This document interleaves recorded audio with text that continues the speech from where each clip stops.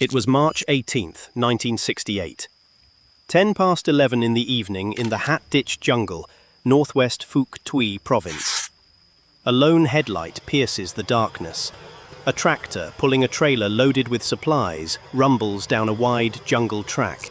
A track the Americans had carved through the bush months earlier. The driver knows this route. He has run it before. As far as he is concerned, this stretch of trail belongs to the Viet Cong now, and the only thing waiting for him at the far end is another night of moving supplies through country the Allies had given up on. 100 meters ahead, 5 Australian soldiers lie completely still in a bomb crater. They have not moved in hours. Their fingers rest on a single firing wire buried beneath the trail.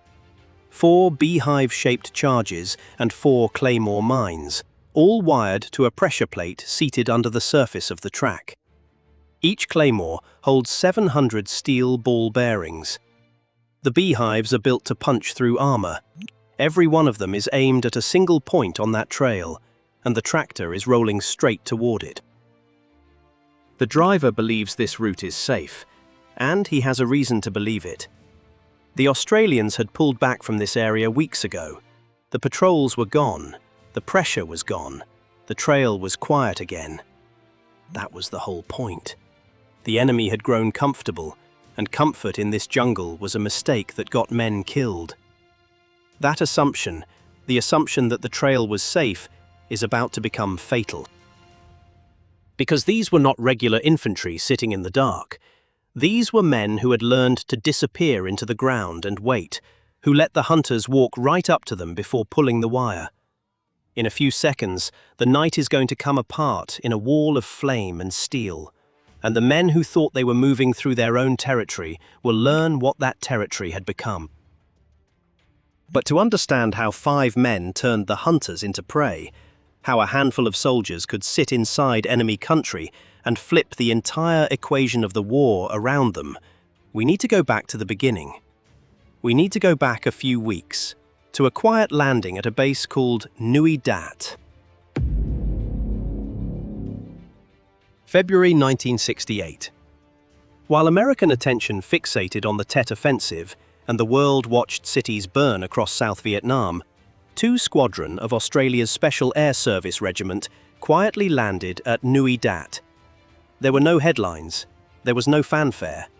They slipped into Phuoc Tuy Province almost unnoticed, and that was exactly how they wanted it. They were not there to hold ground. They were not there to win hearts and minds. They were there to hunt. These were not regular infantry, and the difference mattered. The SAS selection process was brutal, designed to break men and filter out everyone who could be broken. Only about 20% passed. Those who made it became something the enemy learned to fear in the dark. The Viet Cong had a name for them: Ma Rung, phantoms of the jungle. Men who appeared from nowhere, struck and vanished before anyone understood what had happened. Their commander, Major Brian Wade, had studied demolition and ambush tactics at Fort Bragg, and he arrived in Vietnam with orders that left no room for confusion. Brigadier Ron Hughes had told him plainly, "Stop gathering intelligence and start killing." Hughes did not want more reconnaissance reports. He wanted the 274th Viet Cong Regiment to understand that Phuoc Tuy Province was no longer safe ground, that every track and every clearing might be watching them, that the night belonged to someone else now. The math should have made it impossible. 5 to 6 men per patrol, sent out against an enemy that moved in companies of 100 or more. On paper it was suicide. But the SAS had something the Viet Cong never accounted for. They did not fight the jungle. They turned it into a weapon, and they turned the enemy's own confidence against him. Everything about how they operated was built to keep them invisible. They never walked on tracks, they never used them. If a patrol came to a track, they would sit and watch it for something like 20 minutes before and after crossing, listening for anyone who had seen them, anyone following up. Because a track was where 50 enemy soldiers could come around a corner all at once.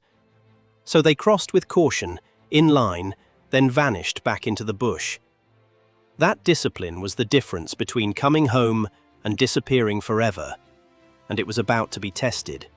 Everything about that discipline was learned the hard way, by men who went out in 5- and 6-man teams and came back, or didn't. One of them was Eric Giblett, who served with one SAS squadron in Vietnam. Decades later, he sat down on camera and described what going out on patrol was actually like. They pulled us out, not me personally, but other patrols out of some pretty hairy situations.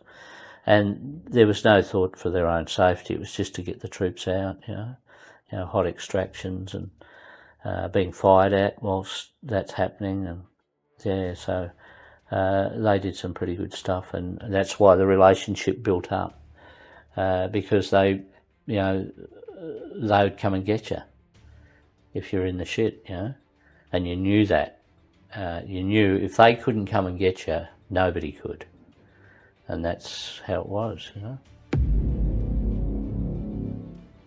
March 17th, 1968.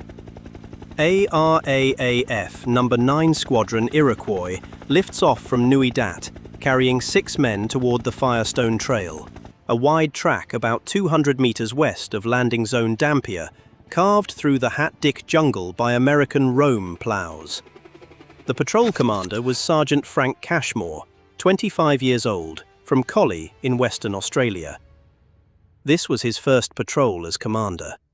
Beside him was Corporal Danny Wright, 28, Vietnamese language qualified, and the lead demolitions expert.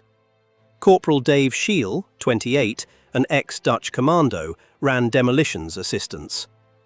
Private Kim McCauley, 19, was on his first operational tour, West Flank Security.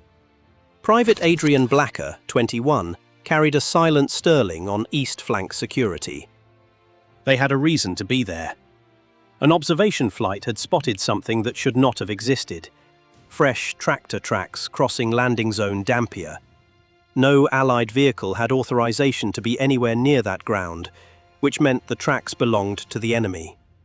Intelligence estimated up to 60 Viet Cong escorting whatever was moving down that trail. 6 men were going in to shut it down.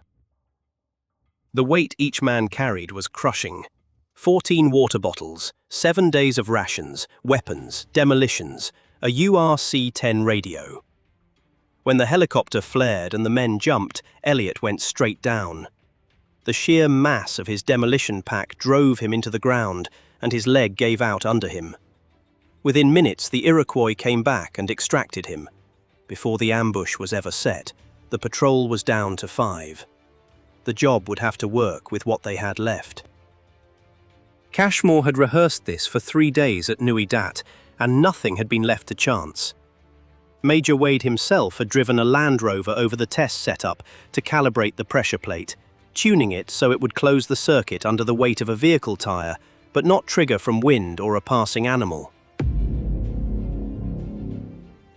Night fell, and the jungle came alive with sound, insects and animals moving in the dark, and through all of it, the patrol stayed completely still. At 1:45 in the morning, Cashmore heard it. The low rumble of an engine.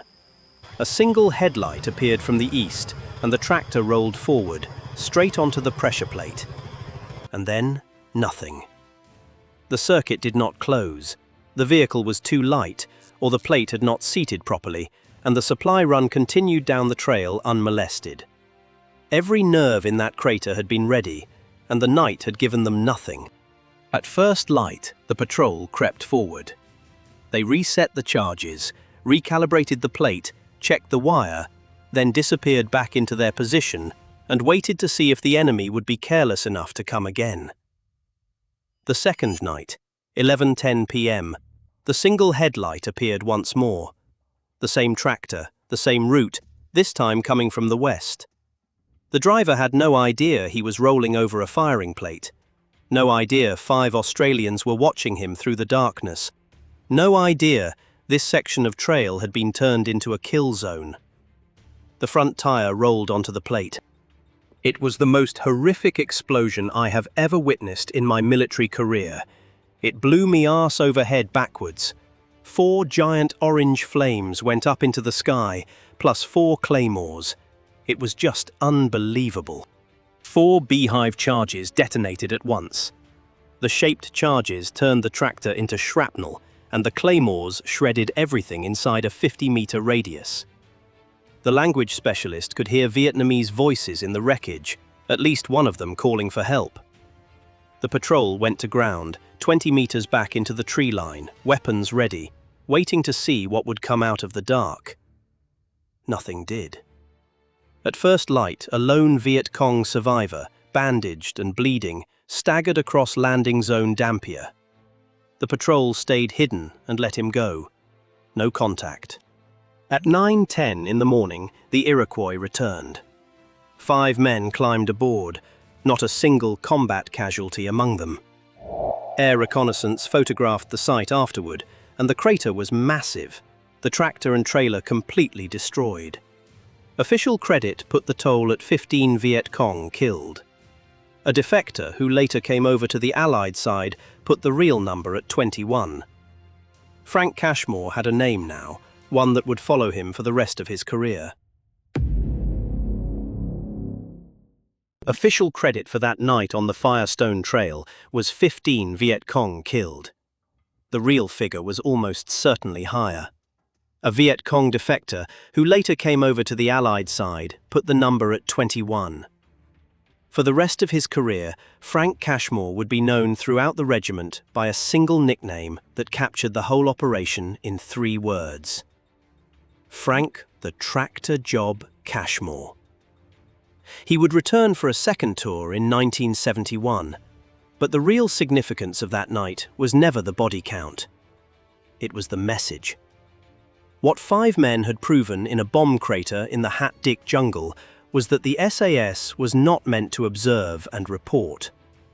From April 1968 forward, 2 squadrons stopped being an intelligence-gathering unit and became something else entirely, a hunter-killer force.